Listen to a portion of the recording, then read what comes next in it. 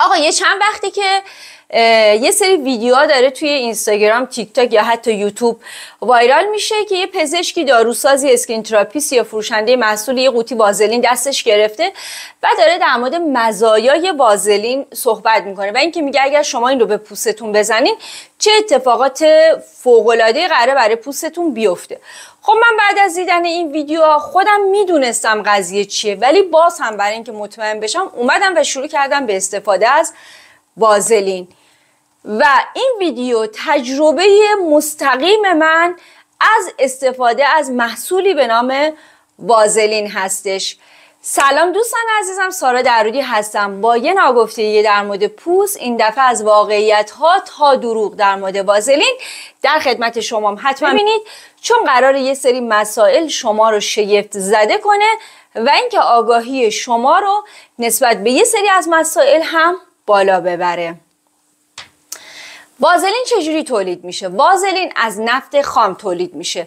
میان اینجوری نفت رو تقطیر میکنن و یه سری ترکیبات سنگین رو از نفت جدا میکنن. دوباره میان اون ترکیبات سنگین رو آنالیز میکنن و از اون آنالیز محصولی به نام وازلین که محصول بسیار چرب و جامد هست تولید میشه. این روند بسیار خلاصه تولید وازلین هست. اما خود کلمه وازلین یعنی چی؟ وازلین از دو کلمه، از ترکیب دو کلمه، یکی وازر که به زبان آلمانی میشه روغن و دیگری ایلین که به زبان یونانی میشه آب تشکیل شده، یعنی آب و روغن. و این محصول رو شیمیدانی به نام رابرت آگوستوس چسبر که اگر این تیکه آخر رو درست تلفظ کرده باشم در اواخر قرن 19 در آمریکا تولید کرد و امروز ما این محصول رو به نام وازلین میشناسیم. ایران هم یکی از تولید کننده های مهم این محصول، خب به خاطر اینکه یک کشور نفت خیزه. 2 هفته من اومدم با خودم گفتم من 2 هفته از محصول وازلین استفاده میکنم ببینم چه اتفاقی برای پوستم میفته. برای اینکه یکم دودل بودم یا زیادی دودل بودم اومدم روی دستهام این تجربه رو انجام دادم و بعد از 2 هفته که هیچی، بعد از 2 روز پوست من کاملا تیره شد. پوست دست من، یعنی من قشنگ به چشم خودم میدیدم که دستهای من تیره شد. چرا این اتفاق افتاد؟ حالا شما فکر کنین بیاین و این محصول رو به صورتتون بزنید طبق توصیه‌ای که دوستان در فضای مجازی دادن به شما که این محصول فوق‌العاده است، بیاین و استفاده کنین. چرا وازلین پوست شما رو تیره میکنه؟ شما یه مقدار روغن نباتی، روغن دنبه، هر روغنی، هر چیزی که روغن و شفافه، بیاین سرش رو باز بذارین گوشه خونه، همون جاهایی که فکر میکنین بیشتر از همه گرد و غبار تو اون فضا جمع میشه. روز بعد میاین میبینین که روی روغنتون گرد و غباره، در کنارش هم روی یه سری وسایلتون مثل میزی، شیشه یا کمدی هم گرد و غباره. شما به راحتی با یه دست یا دستمال میتونین گرد و غبار روی کمد یا شیشه رو پاک کنین، اما آیا میتونین با یه دستمال گرد و غبار و اون ذرات غبار رو، اون ذرات آلودگی رو از روی روغنی که گذاشتین کنار پاک کنید؟ نه، نمیتونید و به مرور زمان اون روغن تیره تر میشه. دقیقاً وازلین با پوست همین کارو میکنه.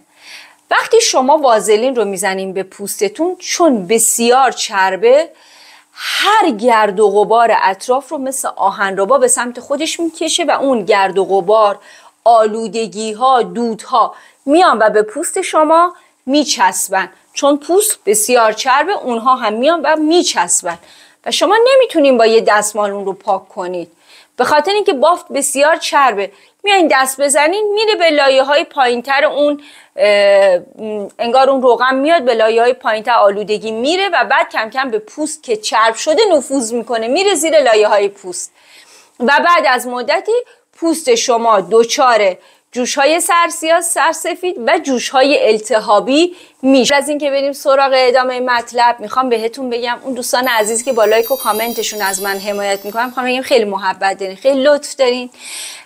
بچه‌ها تو اون دوره‌ای که هر کسی برای دیده شدن هر مطلبی رو میگه، دست به هر کاری میزنه، هر چیز دروغی رو میگه یا هر چیز رویایی رو داره میگه، واقعا پیجی مثل پیج من که در مورد واقعیت ها صحبت میکنه و تجربه های شخصی من خیلی خیلی نیاز داره به حمایت شما تا بیشتر دیده بشه، تا دوستان بیشتری بتونن استفاده کنن، آگاهتر بشن و زندگی شادتری داشته باشن. عزیزای دلی هم که تازه به کانال ما پیوستن و هنوز سابسکرایب نکردن، بهت پیشنهاد میکنم همین الان این کارو بکن اگر دوست داری بهترین پوست دوران خودت رو داشته باشی.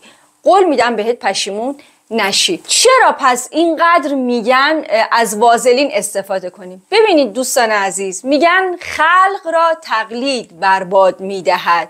اگر جملهش درست باشه، حالا من یهو تو ذهنم اومد ولی اگر اشتباه گفته باشم درستش رو حتما این زیر براتون زیرنویس میکنم.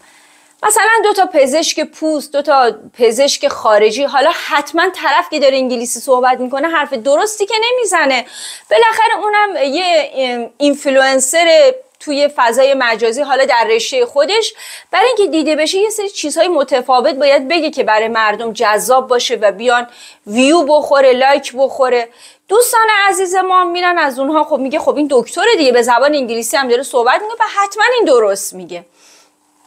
در حالی که دوستان عزیز، در اصل وازلین برای کسانی هست که در مناطق بسیار سردسیر زندگی میکنن. سردسیر، هوا بسیار سرد و خشکه. مثل کجا؟ مثلا مثل آلاسکا، مثل چه میدونم بیابانها و دشتهای مغولستان. خیلی سرد سوزناک. هر جایی اصلا توی کشورمون من نمیدونم کجا هست که اینقدر باید سرد باشه که شما هیچ کرمی کمکتون نکنه و از وازلین استفاده کنیم برای اینکه اون سوز سرما باعث آسیب، خشکی و ترک پوستی نشه. خب عزیزم، شما از هر بیابانگردی، از هر روستایی و از هر فردی که در اون مناطق بسیار سرد زندگی میکنه میگه برای چی من وازلین استفاده کنم؟ خب میگم من روغن دنبه استفاده میکنم. روغن دنبه که خیلی سالمتره، خیلی با کیفیت تره و حتی سطح کاور کردنش و محافظتش هم خیلی بالاست. بو هم نمیده، یعنی بو میده ولی بوی خیلی بدی نمیده. بو میده، روغن دنبه بو میده. بعد من یکی از دوستان یه ویدیو ساخته بودم در مورد روغن‌های گیاهی، اومده بود، من یه تیکه از کامنتشو براتون میذارم، میگفت من اصلا بعد اینکه روغن دنبه استفاده کردم خیلی حال پوستم خوب شد و اصلا پوست من که مستعد جوش نبود، حتی پوستم دیگه جوش نمیزد، برای اینکه یه روغن حیوانی ترکیبات سالم داره. خب شمایی که در منطقه زندگی میکنی که اینقدر سردسیره که هیچ کرمی و هیچ مرطوب کننده نمیتونه جلوی نفوذ اون سوز سرما رو بگیره، بهترین گزینه روغن دنبه است. روغن دنبه ندارین، ویتامین آده، ویتامین چشمی، اون خیلی بهتره، خیلی سبکتره و 2-3 لایه که بزنین کامل پوست رو محافظت میکنه. دیگه چرا بری یه محصول نفتی سنگین رو که اصلا توی کشور خودمونم معلوم نیست چجوری داره تولید میشه. واقعا من دیدم اون وازلینای ایرانی واقعا کیفیت، بچه‌ها چه خوشتون بیاد از این کلمه چه نیاد، واقعا کیفیت پایینی داره و در شرایطی که اصلا نمیدونین چجوری نگهداری شده. خب روغن دنبه یا ویتامین آده که چون ویتامین آده چشمی هست، این روغن دنبه خیلی با کیفیت. ویتامین آده چشمی هم خب پروسه تولیدش خیلی تمیزتر و خیلی دقیق تره، به خاطر اینکه واسه داخل چشم داره استفاده میشه. که آره از این وازلین استفاده کنین، پوستتون مرطوب میمونه، سطح رطوبت رسانی بسیار بالایی داره. شما هر چیز چربی که بزنی سطح رطوبت رسانیش بالا نیست. اصلا نه وازلین، نه روغن دنبه، نه ویتامین آده چشمی، هیچ روغنی به پوست شما رطوبت نمیرسونه. من تو این ویدیو هم گفتم اینها فقط محافظن، یعنی مانع از این میشن که مثلا اون سوز بیشتر سرماها، چون تو گرما اینا بیشتر پوست رو اذیت میکنن، پوست عرق میکنه، پوست خیلی گرم میشه، حتی بعضی از اینها اکسید میشه و باعث تیرگی پوست میشه. مانع از این میشه که اون سرمای شدید یا اون بادهای سوزاور شدید به پوست آسیب برسونه. ببینین مثلا فردی که توی دشت داره چوپانی میکنه یا داره کشاورزی میکنه یا کوهنوردا یا طبیعتگردایی که به مناطق مناطقی میرن که بسیار سرد، سوز سرما داره، اینها میتونن از وازلین استفاده کنن. ولی اکثر اینها دوستان از روغنهای دنبه، روغنهای حیوانی، روغن گوسفند یا روغن گاو استفاده میکنن، چون اونها خیلی بهتره، اونها خیلی با کیفیت تره. برای ما که داخل شهر هستیم پر آلودگی دوده، وازلین میتونه یه آفت باشه. شما وقتی که استفاده میکنیم میریم بیرون، دود، گرد و غبار همه چی میچسبه به صورتتون، بعد یکی دو روزم میبینیم که ای بابا این که پوست من بهتر که نشد هیچ، تازه تیره هم شد، سرسیام داره، سرسفیدم داره، آکنای قرمز هم در آورده. نه، من این محصول رو اصلا بهتون توصیه نمی کنم. حالا اگر شما استفاده کردین، تجربه خوبی داشتین، حتما با ما در میون بذارین. حالا چه در مورد وازلین چه در مورد روغن‌های دیگه، میتونه به خیلی از ما کمک کنه. دوستان عزیز، اگر سوالی دارین من کامنت در خدمتتون هستم. اگر مشاوره پوستی یا مشاوره روتین پوستی هم میخواین، دایرکت اینستاگرام، مشتاقانه به تمام سوالاتتون جواب میدم و راهنماییتون میکنم. میدونید که خیلی دوستتون دارم، عاشقتونم، عاشق خودتون باشین. میبینمتون. ببینید بچه ها، یه موضوعی رو خیلی بهتون توصیه میکنم. اگر کسی میاد در مثلا یکی مثل من یه تریبون دستشه، یه گوشی گذاشته داره فیلم برداری میکنه، اسم خودش هم میذاره کارشناس، پزشک، متخصص، و یه چیزایی رو میگه شما با عقلتون نمیتونید قبول کنید.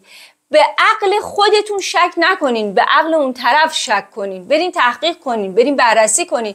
سارا میاد یه حرفی میزنه اصلا منطقی نیست، به عقل سارا شک کنین. چی داره میگه؟ برم من 2 تا گوگلی بزنم ببینم چی به چیه، نمیدونم فلان سوال کنین، زیاد برین سرچ کنین. خدا رو شکر اینترنت هست، تکنولوژی هست و ما میتونیم به راحتی به هر اطلاعاتی که دوست داریم دسترسی داشته باشیم.